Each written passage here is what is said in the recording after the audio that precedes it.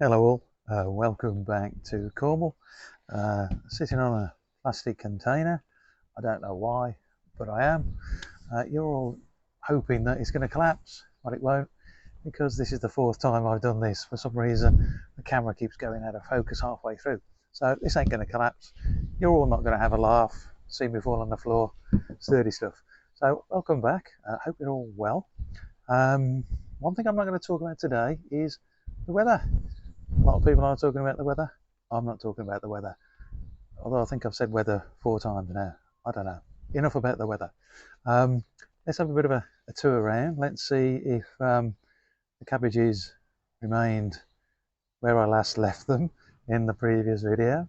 Have a bit of a look at the tomatoes, see what's going on, and don't talk about the weather. So this area of the garden, I just let it do what it wants to do. Next year it'll be planted with some wildflowers. What you see here has grown naturally, apart from the hydrangea which I planted. But we're looking at the wheat here, and it's starting to turn brown, which is what we want it to do. I'm not sure how long I should keep that, because I don't want it to grow and grow and grow, and then, I don't know, something happens to it. So I think perhaps end of this week, beginning of next week, we'll get that out and start to dry it off. That's looking all right, isn't it? Well, I think so. So what we have here is the plant that was growing at the side of the shed, which was in full shade. Yeah, it's not doing that great, is it? I can't remember what the comments said it was. Calendula? No? That begins with C. Yeah, it's not doing great, but it's in the shade fully now, and hopefully it's going to recover. So these are the sunflowers. There are no holes in the bottom of these pots, so they'll just grow into the soil. The slugs absolutely love these, so you might see a few slug pellets down there, but I had to put them down, or these just simply wouldn't survive. They're doing okay, aren't they? I don't know whether that's going to focus in. I think there's a little spider in there. We now move across. We'll move across to some tomatoes. These are or were the very weak tomatoes called stripy tomatoes. I put them in here. They're in manure, and they're doing all right. They're picked up really well. These two, one of them had the cuttlefish bone in them, one didn't. The one on the right, I believe, I can look this up in a bit, has the cuttlefish bone in it. One on the left doesn't. I can't see much difference. The one on the left does look taller, but the one on the right has got better trusses on it. You can see that one there, and then there's a second one there. On the one without any cuttlefish bone in, you've got one truss there, but it's got fewer flowers on than that one there. And also, that's the only truss with flowers on it. There are some about to form. So is that a noticeable difference at this stage? With the cuttlefish, 2 flowering trusses. Without the cuttlefish, 1 flowering truss that's much smaller than the other one. There you go, interesting. We'll keep our eyes on that one. Now, with all the tomatoes, they have been tied against the fence. When did I tie them to the fence? After the strong winds that nearly blew them all to bits and smashed them up. Yes, so perfect timing then. So tie them up before the wind comes, not after the wind, which destroys all your plants. So they've been tied up with any old bits of string I can find.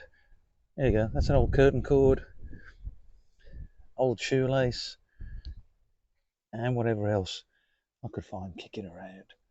So they're tied in. Some of them still need to be tied in. I haven't done them all yet. And I can see a tomato or 2 tomatoes on this, and we can see 2 tomatoes. And also there is one on this one, and this one needs to be tied in as well. We can see probably 1 tomato on there. So these are the remaining tomatoes that I moved into the sun. They need to be tied in as well. Well, one of them does. They're not doing all right. All the tomatoes are a mix of Gardener's Delight and Roma. I've no idea which is which, but then again, I'm not fussed, provided we get some tomatoes from them. That's what you're after, isn't it? And there is a tomato hiding in there. If you can see, I can't because the sun is bouncing off the screen, and that wasn't a reference to the weather because I'm not talking about the weather. So they're not looking too bad, are they? I'm doing really well, actually. Yeah. Now then, let's get on to some of the things. Oh, and I previously said it would be windy and this would blow over if I stood it up. It has blown over, but it's empty, so it doesn't matter. Let's just get this out of the way and have a look. So these are the beetroots that weren't doing much. I potted them on into some manure, and they've really picked up now. So we might get, what's that, 8 beetroots. That's if nothing falls on top of them again. And then we have the chili, Anaheim I think it was called. The only chili seed I had, and there's a chili on it. 1 chili. I'll get some more chilies off that.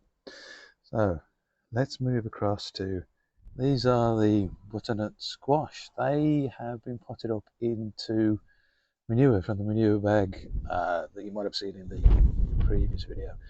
They need to be put out into the garden somewhere, but you can't grow anything in this ground, this soil, really. So I'm going to have to probably use another of those square recycling containers, fill that up with some compost, probably manure actually, and get them away. Summer garlic. That's looking all right, isn't it? Look at that, that's doing well. Yeah, pleased with that. Apart from the one that hasn't done anything, and that's the one that was the example of how well they'd rooted. Really up. Anyway, there you go, they're okay. Okay, so let's talk about cabbages. Here we go. 4 in that one, quite a few in that one, quite a few in that one. Yeah, 4 in there.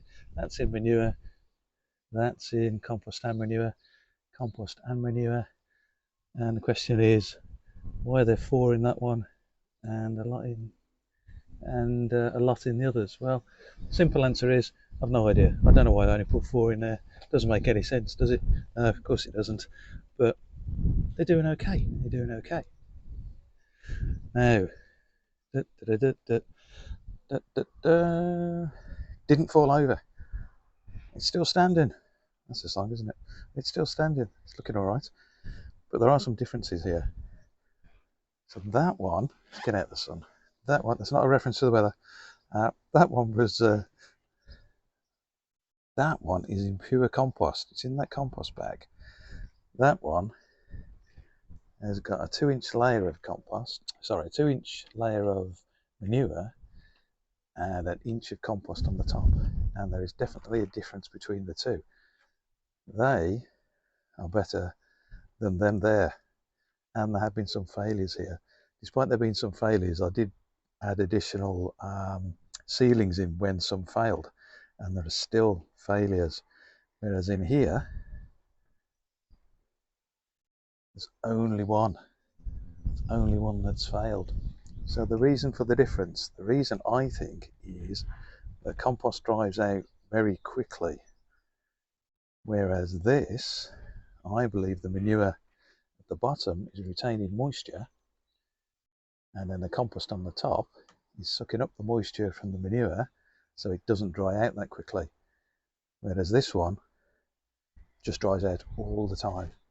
All the time. That one doesn't. Now, there's a bit of an issue we've got here with all of these. Yeah, a couple of days ago I came to water these and there was a lovely butterfly behind the netting flying around in there. So that was brilliant. Day after, I had a look at this one.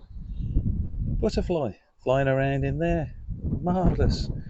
The same evening, I came out to water this one and I saw a butterfly fly through that netting, land on the cabbage, and lay an egg. Oh, how wonderful that is. Uh, well, that egg didn't survive.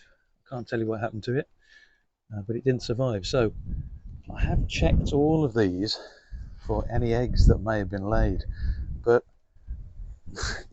I mean, oh, I hope there are no eggs that have been laid in there, but there probably are. I'm just going to have to keep my eye on these because I don't want to lose them. A lot of effort has been put into these now, and they're looking really good. So I don't want them decimated by anything really. There are some things in here that have been having a bit of a nibble. Um, that one there, but that's not a result of the butterfly being in there. That was only a couple of days ago. The butterfly got in there. Yeah, so I don't want these to fail because they're looking really good, and I am pleased with these. So then, what's going on here then?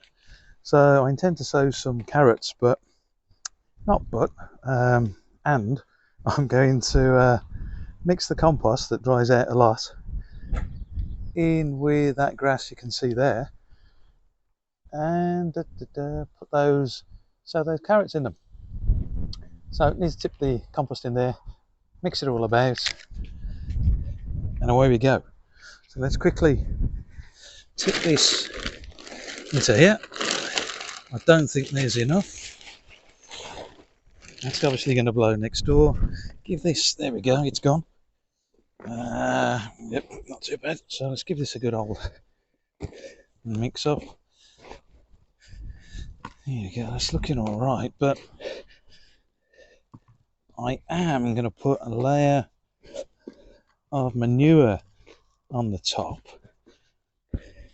Okay, and then sow the carrots directly into the manure. There we go, that's the bag of manure. I'm just going to sprinkle some of that on the top of the grass and compost.